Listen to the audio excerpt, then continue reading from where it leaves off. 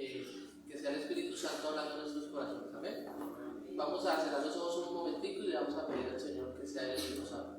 Padre de los cielos, venimos en esta noche delante de tu presencia, dispuestos a escuchar tu palabra, Señor, para que hables a nuestro corazón. Espíritu Santo, habla a cada vida, a cada corazón. Sé tú dirigiendo esta predicación, Señor, que seas tú hablando por medio de tu palabra como siempre lo haces, Señor. Te ponemos en el primer lugar, Señor, en este momento y en todo tiempo, Señor, y te damos gracias. Háblanos en el nombre poderoso de Jesús. Amén y amén. Hermano, puede tomar asiento. Dios lo bendiga, bienvenido. Bendiciones. Pastor, se me olvidó algo. A lo último, sí tenemos que hacer ya de mí. Qué pena que no lo dije antes, disculpen. Bueno, mis amados, vamos a empezar entonces esta noche. Y quiero que nos hagamos una pregunta a todos. Si de pronto nos pasa lo que le pasó a un pueblo muy especial, que es el pueblo de Israel. Hoy vamos a tratar algo del tema sobre el pueblo de Israel y sobre el tiempo de Jesús y sobre este tiempo.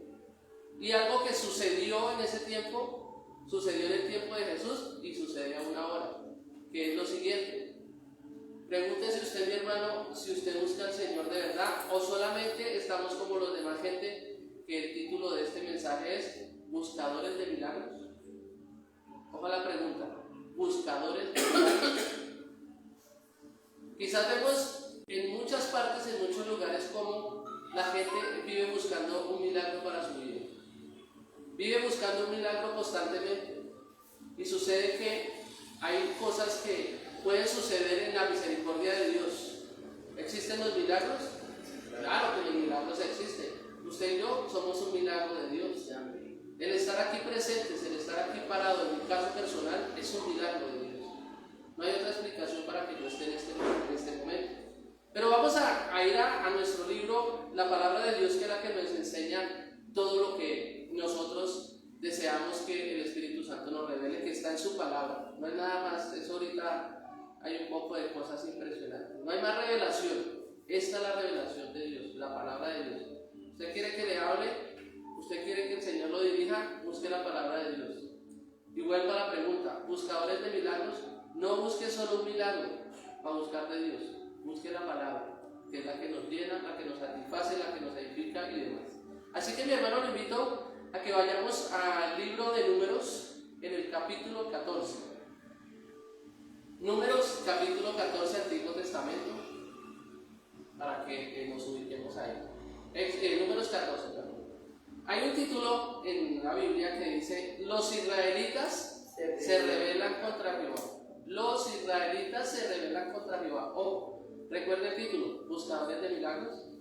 Vamos a leer del verso 1 al 10. Dice lo siguiente: Entonces toda la congregación gritó y dio voces, y el pueblo lloró aquella noche. Y se quejaron contra Moisés y contra Aarón todos los hijos de Israel. Y les dijo toda la multitud: Ojalá muriéramos en la tierra de Egipto o en este desierto. Ojalá muriéramos. ¿Y por qué nos trae Jehová a esta tierra para caer a espada? Y que nuestras mujeres, nuestros niños sean por presa. ¿No nos sería mejor volvernos a Egipto? Y decían el uno al otro: designemos un capitán y volvamos a Egipto.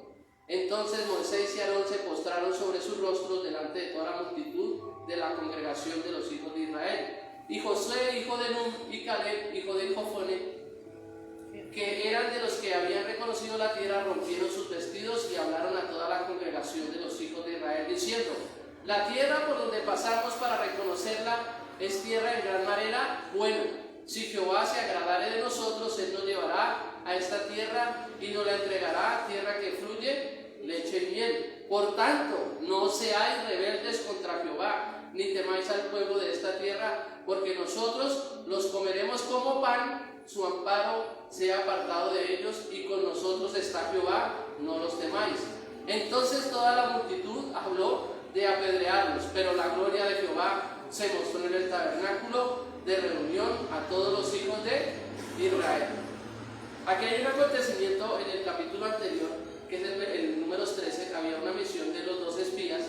Entonces ellos trajeron un mensaje, y el mensaje era que los que estaban en esa tierra donde ellos iban a poseer eran más grandes, eran, mejor dicho, tremendos, y lo que hicieron ellos fue empezaron ¿a qué? A asustarse, a tener miedo, que no iban a poder vencer, que no iban a poder contra ellos porque eran más grandes, eran más fuertes que ellos. Pero nótese, hermano, que lo primero que hicieron ellos fue ¿qué? Quejarse. Lo primero que hicieron fue rebelarse contra Dios, ¿cierto? Ahorita vamos a ver de dónde ese pueblo había salido y qué milagros Dios había hecho en ese pueblo. Porque aquí vamos a ver la mano de Dios con ese pueblo que había estado siempre con ellos, pero siempre el pueblo de Israel tenía lo que tiene el pueblo de hoy en día y el pueblo de la época de Jesús, que era ¿qué? Quejarse y rebelarse, nada les servía.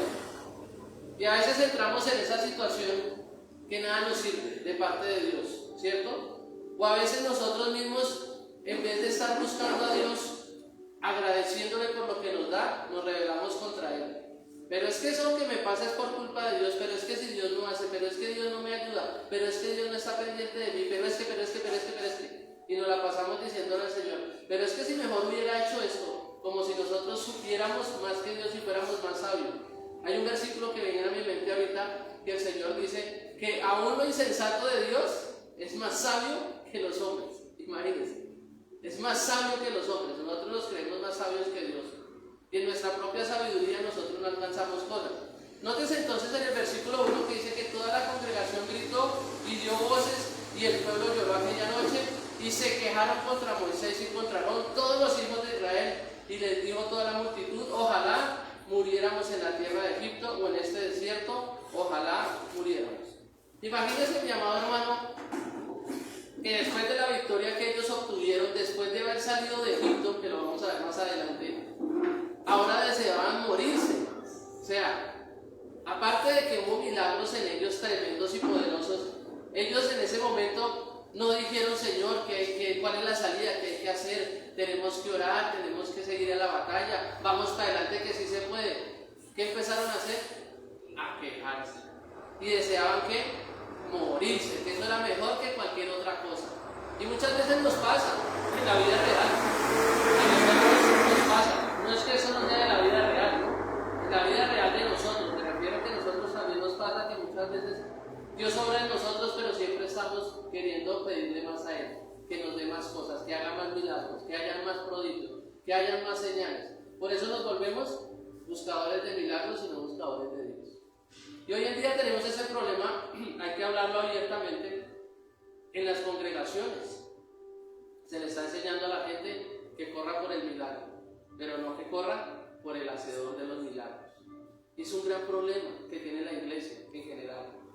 Porque inclusive, no solamente donde se predica la realidad de Cristo, de su muerte, su resurrección y que murió para salvarnos y darnos vida eterna, sino solo en otros lugares, sino en general. La gente viene a la iglesia muchas veces buscando ¿qué? Un milagro. Buscadores de milagros antes que buscador del que hace los milagros. ¿Que Dios puede hacer milagros? Claro que sí, eso es inevitable.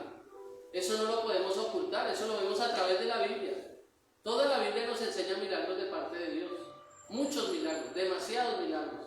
Pero no basta con solamente estar pensando en milagros. Luego dice, y decían el uno al otro, designemos un capitán y volvámonos a Egipto. Imagínense lo que ellos estaban pensando, de volverse de donde Dios los había sacado, donde Dios los había libertado, donde habían sido esclavos, donde habían durado un poco de tiempo, casi 400 años, casi medio siglo, casi 500 años, esclavitud. Y querían devolverse para allá. Entonces Moisés y Aarón se postraron sobre los rostros delante de toda la multitud de la congregación de los hijos de Israel. Y Josué, hijo de Nun y Caleb, hijo de Jefone, que era de los que habían reconocido la tierra que hicieron, rompieron sus vestidos y hablaron a la congregación de Israel diciendo, la tierra por donde pasamos para reconocerla es tierra que en gran manera buena. Si Jehová se agradare de nosotros, Él nos llevará hasta esta tierra y nos la entregará, tierra que fluye leche y miel. Miren lo que les estaba recordando. Recuerden que el Señor le ha dicho al pueblo de Israel que Él los iba a llevar a ¿dónde? A una tierra que fluía leche y miel. O sea, había una promesa de parte de Dios, y las promesas de Dios, de parte de Dios son que sí y amén. Ahí no es sí de pronto, más o menos, no. El sí Él dice, así se cumple. Palabra de Dios, como dice por ahí, te alabamos, Señor. Porque así es, palabra de Dios se cumple. Y ellos no habían querido entender esto. Entonces viene Él y les dice a ellos que no teman, que estén tranquilos, que esa tierra se las va a entregar. Por tanto, no seáis rebeldes, les dice, contra Jehová en el versículo 9, ni temáis al pueblo de esta tierra, porque nosotros los comeremos como pan. Su amparo se ha apartado de ellos y con nosotros está Jehová, no le temáis. Miren lo que les dice tan tremendo, o sea, les está dando a entender, ustedes se olvidaron del Dios de los ejércitos, el Dios que nos prometió, el Dios de los milagros, el Dios que dejó allá en el mar a los egipcios, el Dios que nos sacó de la esclavitud. Ustedes se olvidaron con quién estamos. Y a veces nos pasa, mis hermanos, nos olvidamos que tenemos al Dios poderoso que siempre nos guía, que siempre nos lleva. ¿Pero por qué nos pasa eso? Porque estamos buscando, ¿qué? Milagros. Porque estamos buscando un milagro. Y queremos milagros, entonces puede que el Señor en su infinita misericordia que nos dé un milagro, ¿cierto? Y nos aferramos más al milagro que a Dios. Y quizás como, bueno, Dios me concedió una petición, me concedió un milagro en su infinita misericordia. Ojo, no es que yo todo lo que pida Dios me lo va a dar, ¿no? Porque eso también es otra equivocación. Usted le pide a Dios todo Dios se lo da. Pero ¿qué nos da Dios? Las cosas que están dentro de ¿qué? Dentro de su voluntad. Y quizás muchas veces hemos pedido un milagro inclusive por un familiar. Y el Señor se lo lleva. Y nosotros no lo entendemos. ¿Pero por qué te lo llevaste, Señor? Si es que yo quería el milagro y tú no me lo hiciste, ¿cómo es posible? Y nos enfrentamos a Dios y renegamos contra Dios. Y nos volvemos contra Dios y nos volvemos como el pueblo de Israel, que nos rebelamos, nos volvemos rebeldes. Y no entendemos. El Señor tenía un propósito ahí diferente al que nosotros estábamos esperando. Dice, entonces toda la multitud en el 10 habló de qué. Imagínense, o sea, definitivamente habían perdido toda la compostura, estaban desesperados ellos, a pesar de que habían visto tantas cosas. Quiero que me acompañe ahora, mi hermano, en el mismo Números, pero en el capítulo 20, y vamos viendo cómo va desarrollándose aquí esta historia. Números 20, vamos a leer del 2 al 11. Vamos a leer desde el 1. Dice así, agua de la roca. Llegaron los hijos de Israel, toda la congregación del desierto de Zin, en el mes primero, y acampó el pueblo en Cades, y allí murió María, y allí fue sepultada. Y porque no había agua para la congregación, se juntaron contra Moisés y Aarón. Habló el pueblo contra Moisés diciendo, ojalá hubiéramos muerto cuando perecieron nuestros hermanos delante de Jehová. ¿Por qué hiciste venir a la congregación de Jehová a este desierto para que muramos aquí nosotros y nuestras bestias? ¿Por qué nos has hecho subir de Egipto para traernos a este mal lugar? No es lugar de sementera, de higueras, de viñas, ni de granadas, ni aún de agua para beber. Y se fueron Moisés y Aarón de delante de la congregación a la puerta del tabernáculo de reunión, y se postraron sobre sus rostros, y la gloria de Jehová apareció sobre ellos. Y habló Jehová a Moisés diciendo, toma la vara y reúne la congregación, tú y Aarón tu hermano, y hablad a la peña a vista de ellos, y ella dará su agua, y le sacarás agua de la peña, y darás de beber a la congregación y a sus bestias. Entonces Moisés tomó la vara delante de Jehová, como él mandó, y reunió Moisés y Aarón a la congregación delante de la peña, y les dijo, oíd ahora, rebeldes, ¿os hemos de hacer salir aguas de esta peña? Entonces alzó Moisés su mano y golpeó la peña y con su vara 2 veces, y salieron muchas aguas, y bebió la congregación y sus bestias. Mis amados hermanos, vemos aquí nuevamente el pueblo de Israel que otra vez estaba ¿qué? Quejándose, estaba otra vez renegando, estaban otra vez contra Dios. Ahora estaban diciendo en el versículo 2 que no había agua para la congregación. Se juntaron contra Moisés y Aarón y hablaron y dijeron otra vez que ojalá hubiéramos muerto cuando perecieron nuestros hermanos delante de Jehová. ¿Por qué hiciste venir a la congregación de Jehová a este desierto para que muramos aquí nosotros y nuestras bestias? Prácticamente les faltó decir, vamos a morir de sed aquí en este lugar, en este desierto. Dios nos abandonó, Dios se olvidó de nosotros. ¿De dónde nos había sacado, mi hermano? ¿De dónde nos había librado? ¿De dónde nos había rescatado? Y aquí vemos que en el resumen de lo que leímos, el Señor otra vez hace otro milagro y les provee ¿qué? Agua, les da de beber. Prácticamente yo veo, de esta manera lo veo yo personalmente, lo estoy diciendo yo.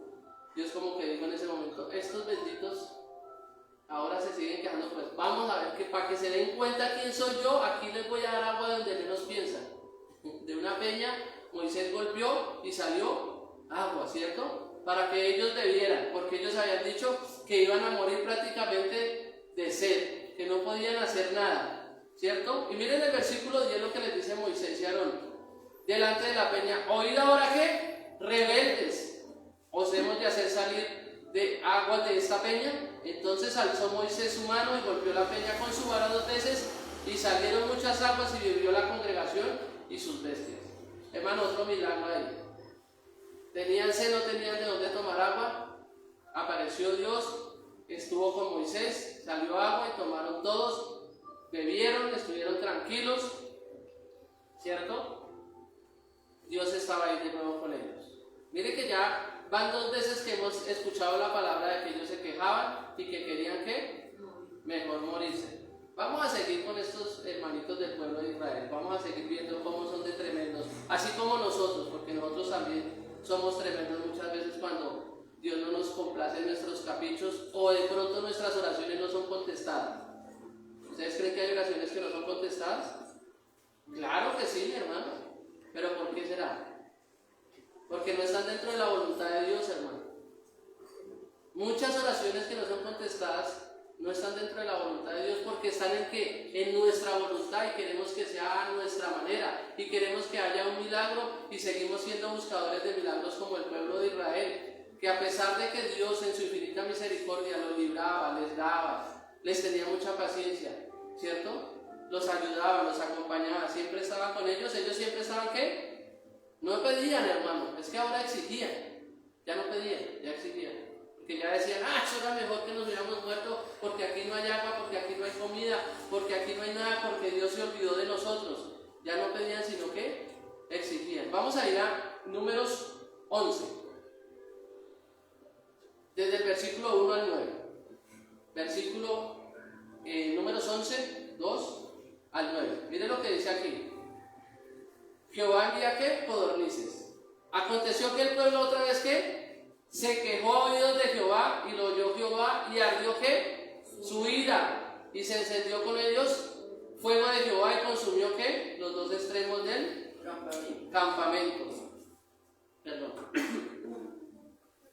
Entonces el pueblo clamó a Moisés, y Moisés oró a Jehová, y el fuego se extinguió, y llamó a aquel lugar Tabera, porque el fuego de Jehová se encendió en ellos. Y la gente extranjera que se mezcló con ellos tuvo un vivo deseo, y los hijos de Israel también volvieron ¿a qué? A llorar. Y dijeron, ¿quién nos diera a comer carne? Nos acordamos del pescado que comíamos en Egipto, de balde, de los pepinos, los melones, los puerros, las cebollas, los ajos. Y ahora nuestra alma se seca, pues nada sino este maná en nuestros ojos. Y era el maná como semilla de culantro, y su color como de bedelio. El pueblo se esparcía y lo recogía, y lo molía en molinos, o lo majaba en morteros, y lo cocía en caldera, o hacía de él tortas. Su sabor era como de ¿qué? Como de aceite nuevo. Y cuando descendía el rocío sobre el campamento de noche, el maná descendía sobre él. Notes, hermano, que en el primer versículo el pueblo se quejó a los oídos de Jehová, y Jehová dijo, bueno, señores y señoras, ustedes están que se quieren quejar y demás, pues ahora los voy a consumir, porque ustedes ya me tienen cansado prácticamente. Muchas veces, Dios cuántas veces a nosotros nos ha llamado, y nosotros quizás, en medio de decir que nos arrepentimos, nosotros quizás el Señor pueda responderle a uno, me tienes cansado. Y usted va a decir, uy, Dios, ¿cómo va a decir eso? Claro, el Señor lo puede decir. ¿Por qué? Porque está cansado de que le dé a usted una, otra oportunidad, otra, inclusive un milagro. Quizás usted fue sano de una enfermedad incurable, ¿cierto? Y en vez de acercarse al Señor, ¿qué hizo usted? Se alejó, se desvió del camino, y resultó que le pasó algo, y decir que quiere acercarse a Dios, pero ¿para qué? Para que le dé otro milagro, pero no para buscarlo a Él. Entonces la ira de Jehová también se enciende cuando nosotros somos ¿qué? Desobedientes, cuando nosotros nos quejamos, cuando nosotros nos rebeldizamos como el pueblo de Israel. Entonces él ahí en ese momento encendió la ira de Jehová, dice, y consumió uno de los extremos. Y mire que vamos otra vez al versículo 4. Y la gente extranjera que se mezcló con ellos tuvo un vivo deseo, y los hijos de Israel también volvieron a ¿qué? A llorar, ¿y a qué? Y dijeron: ¿quién nos diera de comer carne? Oiga, estos benditos, a pesar de que el Señor los había corregido, volvían otra vez a quejarse, mi hermano. Ya vemos que es como la cuarta, quinta vez que se quejan otra vez. Ay, no, que esa carne que comíamos allá en Egipto, los pepinos, los melones, allá estábamos mejor. Hermano, uno de verdad que a veces es, perdónenme la expresión que voy a utilizar, uno es terco, ¿sí o no? ¿Usted cree que ellos estaban bien en Egipto? Donde estaban trabajando gratuitamente, esclavizados, donde les habían quitado la forma de hacer la paja y les decían: no tienen que recoger más, tienen que coser ustedes mismos sus propios ladrillos, los anotaban, los latigaban, y ellos, recordando lo que les daban de comer ahí de a poquito. Sin embargo, creían que eso era mejor que el mismo maná que el Señor les daba. Estuve mirando el tema del maná, decía que era como una especie de, la semilla era como una especie de pepita, ¿cierto? Que el olor sí no era muy grato, pero que el sabor cuando sacaban de ella, digamos como el jugo, digámoslo así, era como la miel. Era un sabor tan agradable como la miel, era muy delicioso.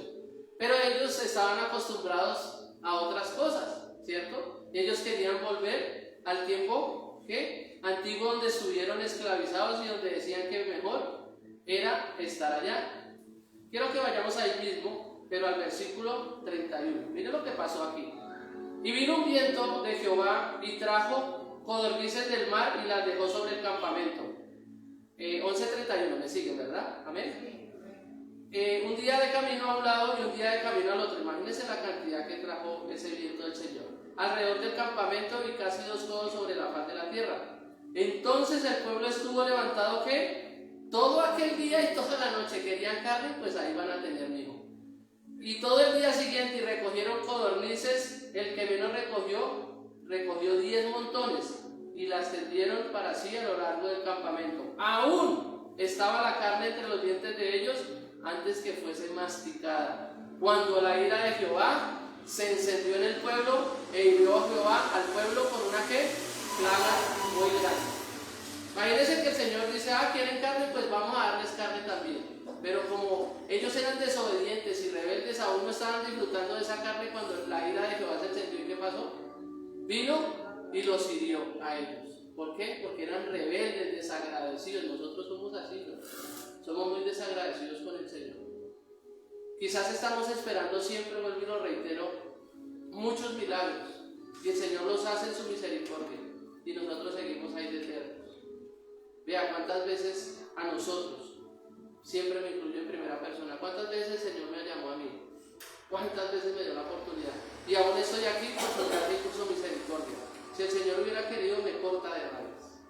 Ya, el Señor nos corta de raíz y Él lo quiere hacer.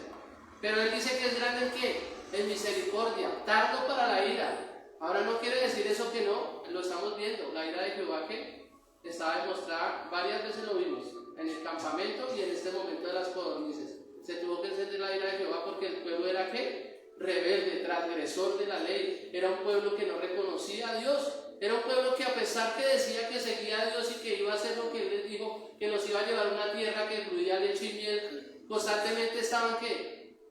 Quejándose, llorando, inclusive dice la palabra, llorando, quejándose. Nosotros nos pasamos: ¡ay, qué será de mí ahora! ¿Qué será de este pobre, Dios mío? ¿Qué voy a hacer? ¿Qué será el día de mañana? Y no ha terminado el día de gobierno. Y nos la pasamos quejándonos todo el tiempo. Suceden situaciones que aquejan nuestro corazón, claro que sí, pero Dios es claro y nos dice que Él siempre va a estar ahí con nosotros. Entonces, la pregunta es, si nosotros creemos en un Dios poderoso y grande, ¿por qué desconfiamos del Señor? Si sabemos que Él no nos va a abandonar y no nos va a dejar. Quiero que me acompañe a Éxodo capítulo 14. Éxodo capítulo 14. Vamos a ver lo que había pasado antes de todos estos acontecimientos con el pueblo de Israel. Éxodo 14, versículo 10 y 14, desde el 10 al 14, perdón. Vamos a leer. Dice así la palabra de Dios. Y cuando Faraón se hubo acercado, los hijos de Israel alzaron sus ojos, y he aquí que los egipcios venían tras ellos Por lo que los hijos de Israel temieron ¿en qué? En gran manera. ¿Y qué hicieron? Clamaron a Jehová. Y dijeron a Moisés, mire cómo empezaron.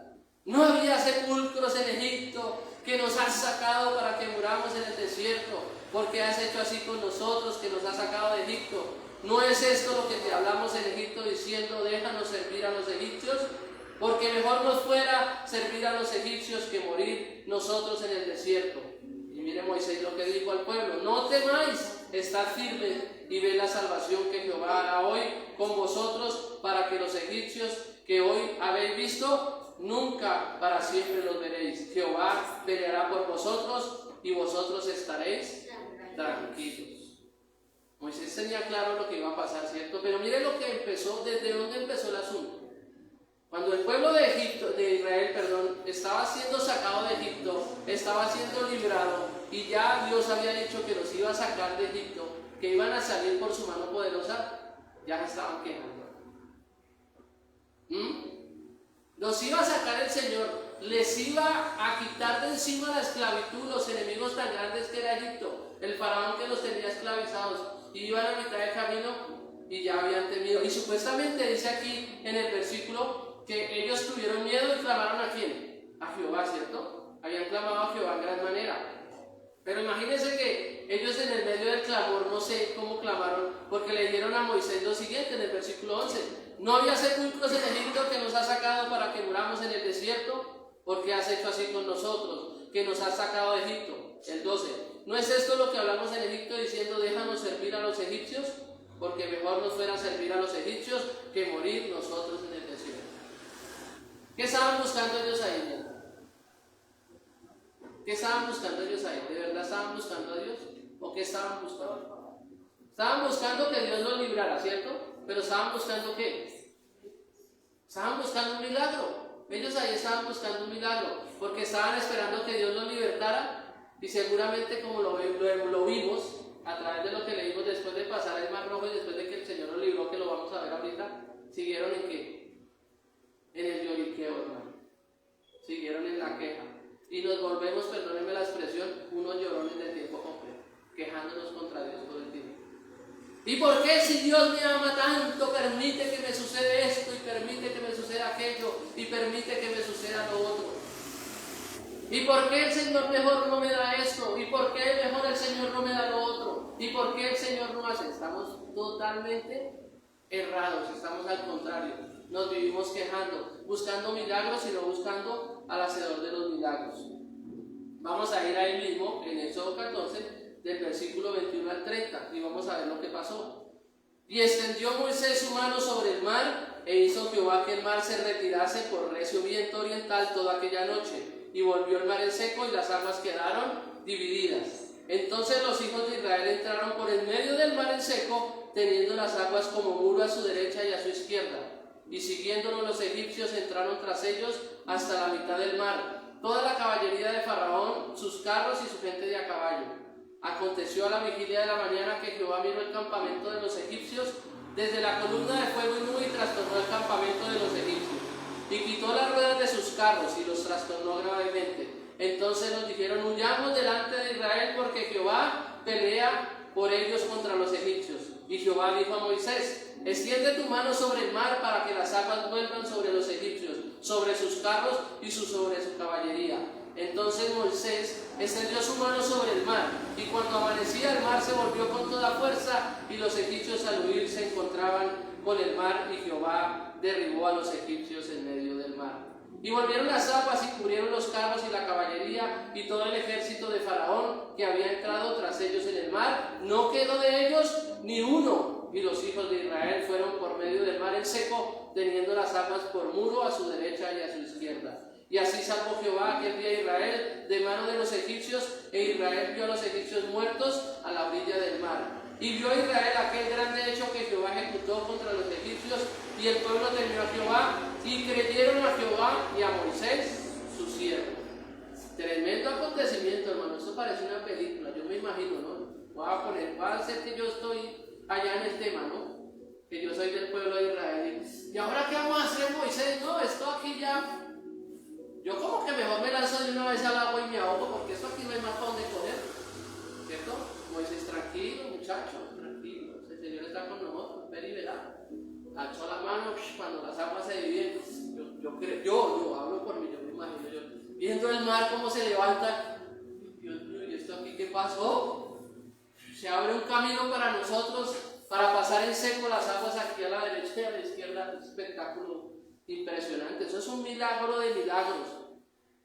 Mucha gente cree que eso fue inventado, que eso no existe, que eso no es real, pero nosotros sí creemos que hay un Dios poderoso que no solo salvó a Israel, sino que nos salvó a nosotros y mandó a su Hijo a morir en la cruz para salvarnos. Ese es el más grande milagro que Dios puede hacer por nosotros. Entonces yo me imagino con todos los y los otros ahí, oigan, no, pero ¿será que si pasamos de eso de pronto se cae el agua? ¿Será que Dios sí la va a mantener ahí?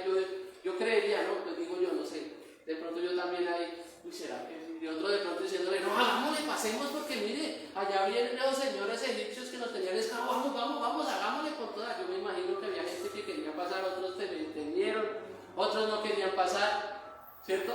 Pero yo creo que como dice el cuento, cuando va Vicente va la gente, ya vieron que empezaron a caminar, los otros dijeron, yo también, vamos.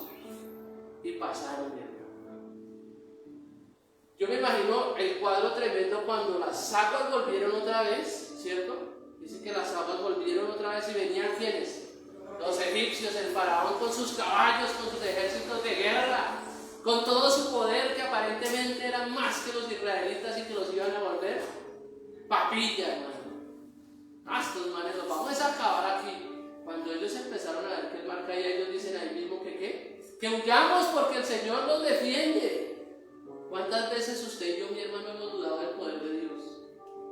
Nosotros no estamos adorando a ningún Dios, ni a ningún Diosito, ni a ningunos otros dioses. Adoramos al Dios eterno, al Dios verdadero, al Dios que libertó al pueblo de Israel, al que hundió los carros del faraón y lo vieron los israelitas. Inclusive en la historia reciente, los que comentan los estudiosos dicen que realmente esto sucedió porque eso fue algo que, imagínense, hermano, si uno llegase a ver aquí nomás que se abre la tierra aquí. Uy, en Bosa, San Pablo, segundo sector, se abrió la tierra y se hizo un hueco. Eso llega internacionalmente, se lo aseguro. Ahora imagínense este milagro tan grande, hermano. Un milagro tan poderoso, tan espectacular que pasó, donde pudieron pasar los israelitas. Y aparentemente, ¿qué había pasado? Ellos habían creído y ¿qué? Y habían, en el versículo 31 dice, y vio Israel aquel grande hecho que Jehová ejecutó contra los egipcios, y el pueblo que temió a Jehová y creyeron a Jehová y a Moisés su siervo. Pero no creyeron como mucho, mi hermano. Porque lo que vimos, yo los vi quejándose todo el tiempo. Querían carne porque estaban cansados del maná, querían agua porque no había. O sea, perdieron la fe en el milagro que habían visto, ¿cierto? Porque temieron a Jehová, dice temieron, pero no creyeron realmente, porque dice que creyeron, pero ¿dónde está lo que creyeron? Quizás en el momento, ¿cierto? Entonces miren, mi hermano, lo siguiente, no siempre basta con ver milagros para creer. La fe va más allá de un milagro. Aunque el pueblo de Israel había visto la mano de Dios, milagro tras milagro, el respaldo de Dios constantemente que los libraba de la esclavitud de los egipcios, del hambre, de las pestes, de la mortandad repentina y muchas cosas, por nombrar solo algunas, ellos siempre estaban pidiendo ¿qué? Más milagros. Estaban pidiendo más milagros. No les bastaba. Ellos querían uno nuevo. Y si no les satisfacía, decían otra vez, esto otra vez lo mismo, otra vez lo de siempre. ¿Y por qué? ¿Y ahora? ¿Y entonces? ¿Qué vamos a hacer? Se les convirtió a ellos ¿qué? En algo constante. Se les volvió en algo constante. No era suficiente para ellos todo lo que Dios había hecho por ellos, hermano. Lo podemos ver en lo que vimos, en la lectura de la palabra de Dios, ¿cierto? No era suficiente. Vamos a ver ahora, mi hermano, leyendo todo lo que acabamos de leer, vamos a ir a Lucas, capítulo 11. Vamos a llegar a la época de Jesús. Vimos al pueblo de Israel, ahora vamos a ver la época de Jesús. No se me preocupen que ya vamos sobre el final. No se me vaya a dormir, no se me canse, tranquilo que ya vamos sobre el final. Para que comprendamos todo lo que aconteció hasta el día de nosotros. Vamos a leer el versículo Lucas 11, 20, 29 y 30. ¿Quién lo lee, por favor? Lucas 11, 29 y 30.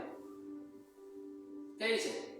Uy, no, mis hermanos se durmieron, definitivamente. una cobija, pastor, y nos vamos porque se me volvió la gente.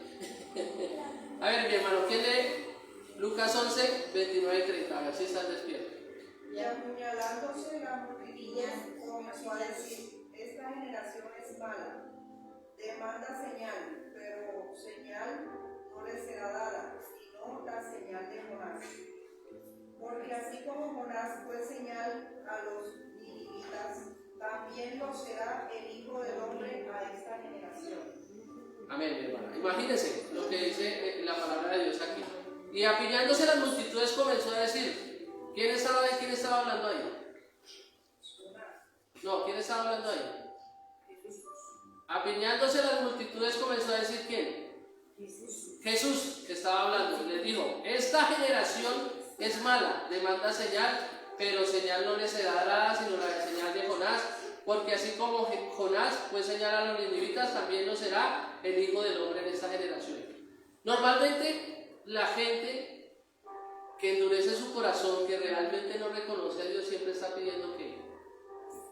Milagros.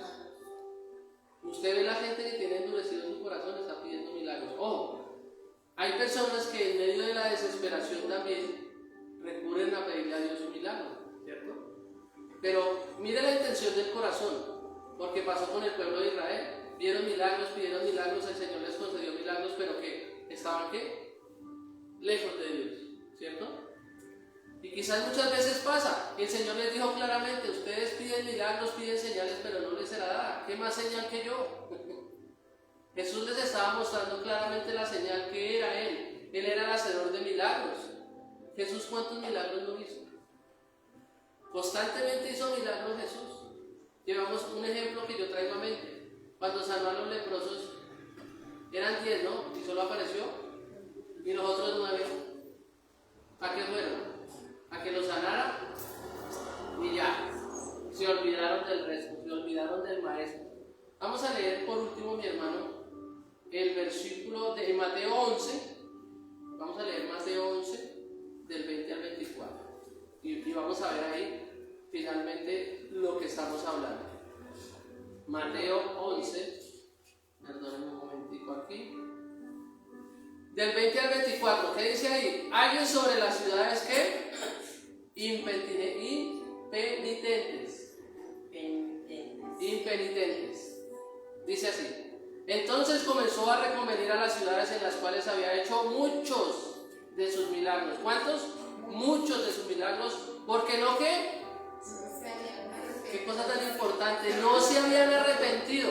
Diciendo, esto está hablando Jesús. Ay de ti, Corazín. Ay de ti, Betsaida. Porque si en Tiro y en Sidón se hubieran hecho los milagros que han sido hechos en vosotras, tiempo a que se hubieran arrepentido en cenizo y en qué? Y en ceniza. Por tanto os digo que el día del juicio será más tolerable el castigo para Tiro y para Sidón que para vosotras. Y tú, Capernaúm, que eres levantada hasta el cielo, hasta el Hades, serás abatida. Porque si en Sodoma se hubieran hecho los milagros que han sido hechos en ti, habría permanecido hasta el día de hoy. Por tanto os digo que en el día del juicio será más tolerable el castigo para la tierra de Sodoma que para ti. Mire, nótese que los milagros no son ¿qué? No son suficientes. ¿Por qué creen ustedes que no son suficientes? Porque si los milagros fueran suficientes, les voy a decir, ¿usted cree que la multitud que alimentó Jesús de los panes y los peces, dónde estarían? Estarían con el maestro, ¿cierto?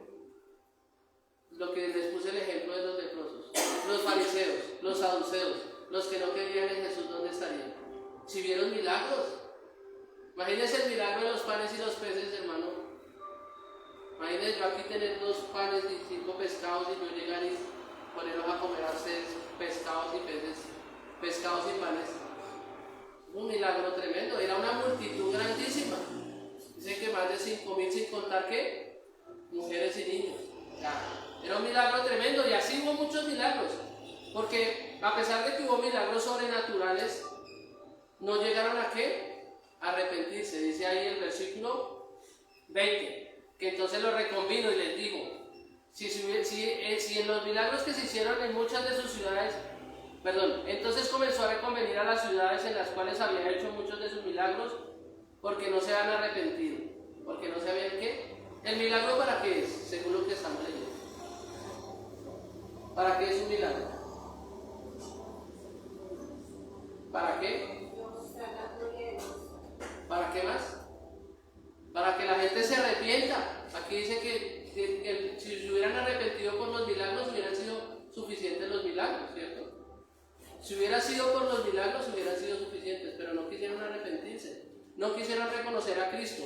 Inclusive Jesús les enseña y les dice, a lo largo de su ministerio les decía que Él se molestaba con ellos porque ¿qué? Porque siempre estaban pidiéndole ¿qué?